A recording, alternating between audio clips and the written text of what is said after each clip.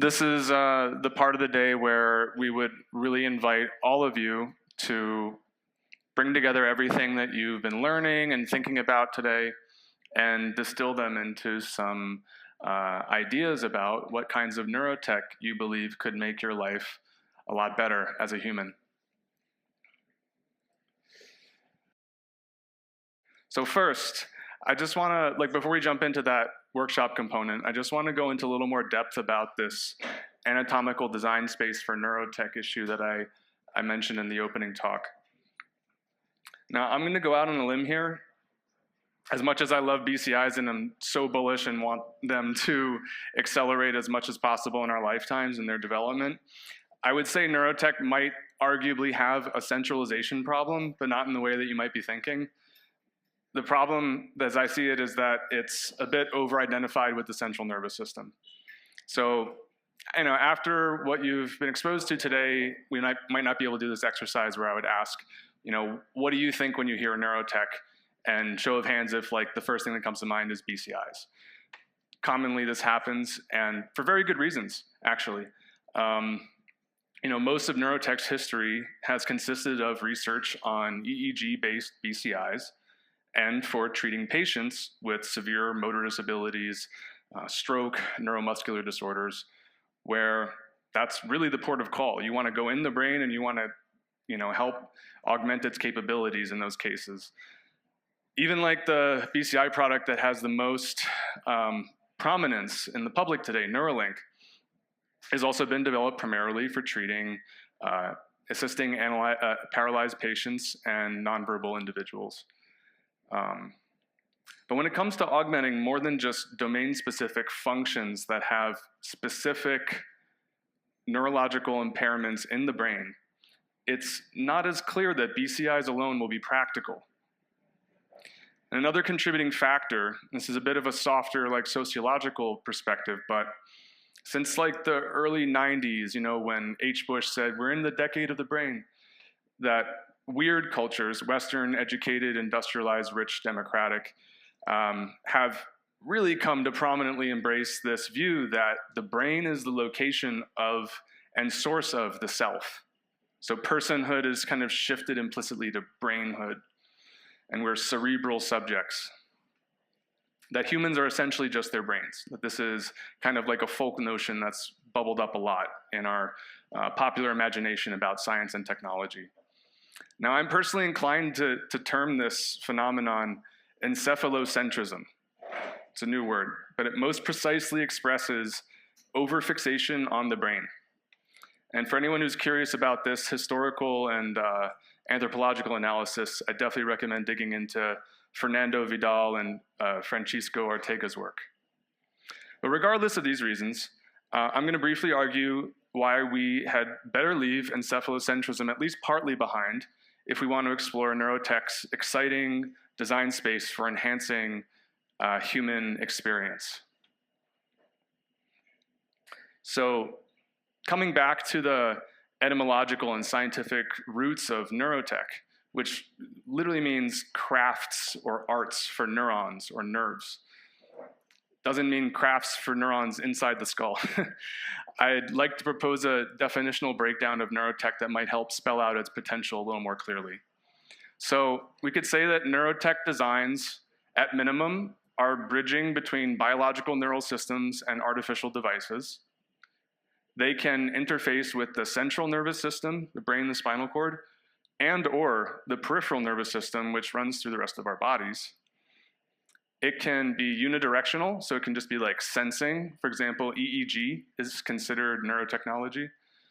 Or it could just be modulating, and that's not very helpful if there isn't a feedback loop of sensing, but you could be modulating your peripheral nervous system or doing irresponsible focused ultrasound without also doing some kind of mapping and sensing. Those are still neurotechnologies. Or they can be bidirectional, where there's both sensing and modulation, and these are called closed loop feedback systems. And that's kind of the gold standard of good neurotech. I would also argue that, and I believe Trent shares this view as well, that neurotech as a category does include devices that directly modulate the eyes. For example, extended reality accessories like spatial compute headwear and glasses, because the retina and the optic nerve are direct outgrowths of the brain. And you get pretty far doing direct write to the visual cortex with this technology. And if you track ocular motor movement, involuntary eye movement, and pupil dilation, then you can do a lot to infer cognitive states, a lot more than you can with EEG. I'll get to that in a minute. And then in general, these neurotech designs are not always, but often they're strengthened in their modulatory power and their predictive utility by being multimodal. So having sensing of the peripheral nervous system in multiple sites, as well as like maybe facial EMG plus EEG plus heart rate variability, and then having an AI model that's integrating these signals and doing like multidimensional classification. That's going to get you a lot farther in capturing what the elegant system of our entire nervous system is continually doing. So I'll just skip to the meme anyway. Oi, what's up? I can't sleep. Why? I'm nervous. Okay. Anyway, so yeah, there are some limits to brain data, and it's important to recognize while I'm, exploring this theme.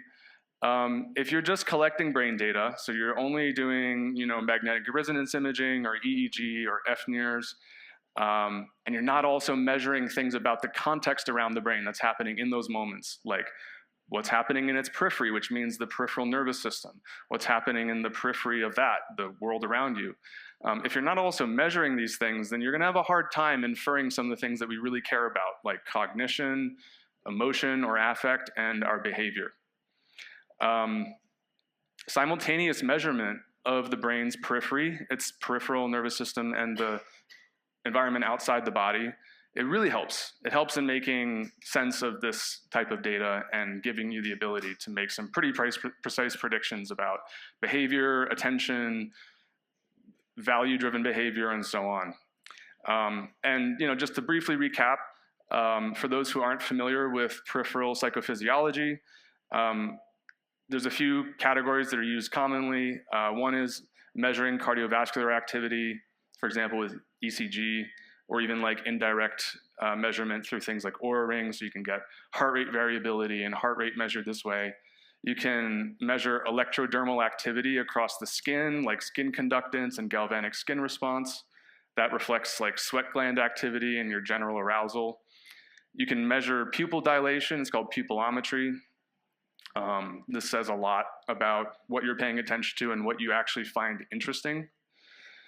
Muscular activity can be measured with facial electromyography, EMG, and this is a pretty powerful way of measuring involuntary facial microexpressions that belie our emotional experience. And then on the other side, when it comes to collecting brain data in contexts outside of labs or clinics in situations where you might think this is neurotech for everyday life, we're kind of limited at this point to improving on EEG and FNIRS, functional near-infrared spectroscopy. And they're great, but they definitely have some limits in terms of their spatial resolution and also like what, for example, the EEG signals even mean. So just to go into a little more detail about this, when it comes to making real world inferences about what a person is thinking, what they're paying attention to, and other types of full-bodied cognition, it's proven in multiple studies that eye tracking and measuring pupillometry will get you a lot farther than just looking at EEG or FNIRS data, especially when you have increasingly advanced machine learning at your disposal to do proper time series modeling. And when it comes to real world prediction of emotion or feelings and social behavior, it has proven very clearly by the folks who are invested in these real world predictions, which I would say primarily are clinicians, so clinical psychologists and psychiatrists who are trying to do proper scientifically rigorous work to help severely mentally ill patients recover. They'll run studies, and they'll even do this out of their practices, where people will wear neurotech, mostly neurotech around the body, not EEG headsets, and they'll use machine learning, continuously operating on the signals that are being picked up from the body to predict when the person is going to be at risk of having some kind of a relapse, when they have a moment of vulnerability, whether it's for addiction or mood disorders or suicidality. And then they try to deliver just-in-time interventions through software. So they really care about getting this prediction right, and they're not using brain data. They've tried, and it hasn't been very helpful or practical. So when it comes to affect and social behavior, where much of it is dealing with somatic information relayed from the PNS through afferent nerves up to the brain and then helping construct feelings, you can do a much better job not only predictively, but also in your ease of measurement and in your daily, your minimal disruption of day-to-day activity using ambulatory psychophysiology rather than trying to measure the brain every day. And so yeah, my argument here is that if we're going to think about neurotech and designing it for consumers, not for medical applications, but for people like all of us who may want to augment some of our capabilities, like we want to, well, we'll get into some of the things we might want. But yeah, if we want to like enhance ourselves, we might do well to go beyond this encephalocentrism and really consciously embrace the fact that we should be considering multimodal designs that are sensing the body, dealing with the eyes, yeah, just getting a bit more playful in the design space, especially if what we're looking to enhance are not really domain-specific skills like visual working memory, but instead they're complex things like artistic skills or humor, storytelling, dance. Also, if we want to upgrade how good we feel, if we want to like improve the overall valence of our experience, if we want to improve the hedonic tone of being alive, how good it feels, then you've got to deal with this stuff, because even Neuralink isn't up to the task of sensing the subcortical brain structures like amygdala and insula that play essential roles in constructing affect. It's good for the cortex, but not so good for these lower regions, and you can get indirect inference about them through the body. And then lastly, yeah, on the same subject, when it comes to developing more emotional intelligence, awareness of emotions, your ability to regulate your emotions, this also, especially if you look at the clinical science literature, all the progress is being made with peripheral psychophysiology, ambulatory psychophysiology. So let's like kind of take this context in mind as we think about neurotech that can make our lives better. No one needs to be an expert on any of these research methods or know really anything about neurobiology to have valid ideas. This is something that I really want to roll with in this workshop. And before we get into it, I just want to give a shout out to Mike, who presented earlier. Mike had an incredible talk at Edge Esmeralda in the summer, last summer. It was called Neurotech as Philosophy of Who We Are. And he ended on this really wonderful invitation after making the point that I agree strongly with, that neurotech is so pre-paradigmatic, that there's no inviolable scientific or theoretical constraints preventing us from being very unconventional in how we explore designing it, because it doesn't really have a clear thesis about what the human nervous system is. And he ended on this invitation to say, like, you know, humans are beautiful, and it would be really great if we could all, you know, get a better sense of what are the aspects of being human that we value the most. And his kind of like intuition pump for this was to think about the 3 favorite quotes you found about the human experience or about humanity, and then analyze like what qualities those entail, what human qualities are being kind of like elevated in that quote. And then to reflect what kinds of technology might foster those qualities. So I really love that suggestion, and I'd like for us to pick up roughly where that left. We're not going to have quotes prepared or anything, but I'm going to follow, I think, a nearly adjacent path to this. So to begin, and I really hope that everyone who came got the notice from the event description or the Telegram group that to participate in this, you would really benefit from having like a notebook or a laptop. But if you have a phone, you can type things in. We're going to have a QR code on the screen where you can like pull up on your machine the Google Sheet where we're going to be collating ideas. But until then, and I'll just kind of give a preview of the structure of the workshop, which we're going to have to shorten quite a bit, unfortunately. But there's going to be about 5 minutes for everyone to quietly reflect on their own without discussing, and then about 15 minutes to discuss in breakout groups, and then maybe like 10 minutes for each group representative to share the themes that were prominent in the discussion. But that's not intended to capture everyone's ideas. Everyone should be putting their ideas in the Google Sheet because we are going to award a cash prize to the idea that we find most promising. So you can take longer to put your idea in as well. If you just like take a picture of the QR code, take a picture of the slides that you find helpful for referencing. We're short on time, so we'll adapt. But anyway, where I'd like us to begin reflecting is what are the various capabilities that are a part of your human experience that you value? These can be considered at a really high level, like reason or language, learning language, communicating it, whatever, different aspects of language. Creativity, which of course has many different domains, but just general creativity. Compassion, honesty, equanimity, other virtues like this, patience, or maybe the really like complex concept of emotional intelligence. Or these capabilities could be really granular. They could be like working memory, pitch perception, night vision, nonverbal communication across cultures, playing piano and other instruments, playing badminton and other like kind of fine and gross motor coordination sports. I just put these here as like primers. Like I hope that your ideas can flow freely from here. But the question that this really is feeding into is which capabilities that you've thought of would you most like to develop further? So what would you like to bring out more in your life in the capabilities that came to mind? And again, like this has no bearing whether or not you know anything about neuroscience or neurotech has no bearing at all on this reflection. So we're all experts on our own experiences and values. So then after that, what we're invited to reflect on is what neurotech designs can you think of that you believe might help you expand those capabilities?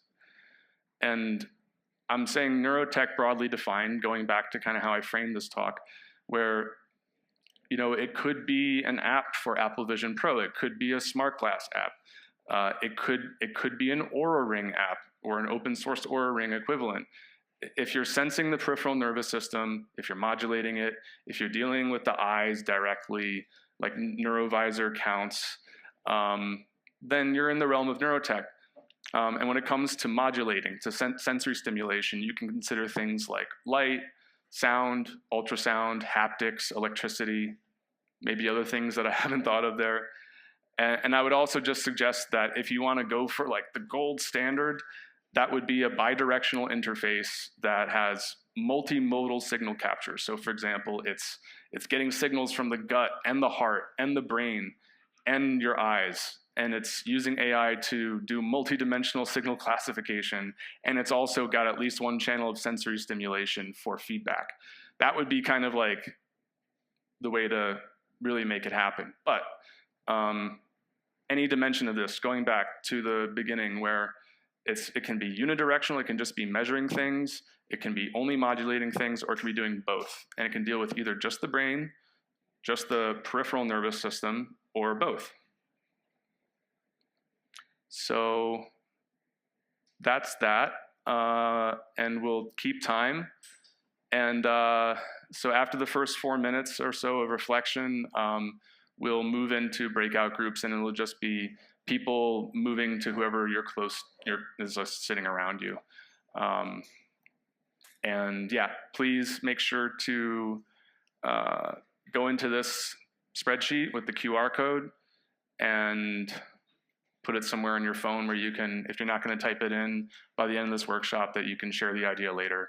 And we will announce the winner around the middle of next week and disclose the size of the prize. And of course, give that person, the author of the idea, the public recognition they deserve. So anyone got questions before we jump in? Okay. So yeah, I would say now we can begin to like just come up with ideas silently. If you have a notepad or a phone or a laptop, that'll be helpful. And I'll just give a heads up when we move into breakout groups.